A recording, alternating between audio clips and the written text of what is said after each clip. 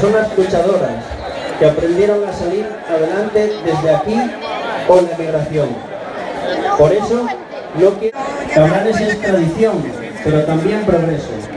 Hay tradiciones que merecen la pena y mucho, pero los tiempos cambian y nos cambian. De verdad, muchísimas gracias por otra vez acordaros de mí, en mi nombre, en nombre de mi familia. Gracias porque aquí se siga conservando algo así, porque si en Suiza tienen relojes, lo que nosotros tenemos ya es tiempo, y que viva el arroz con leche.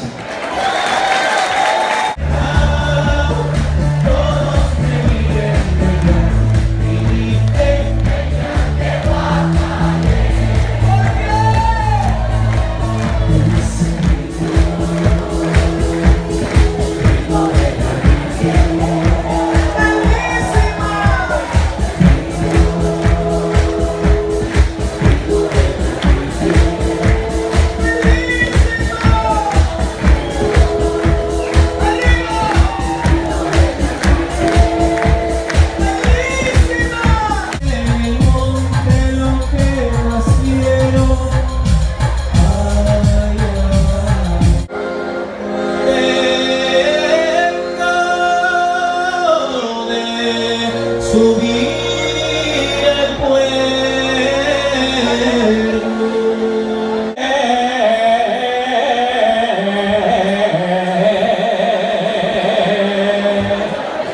usando la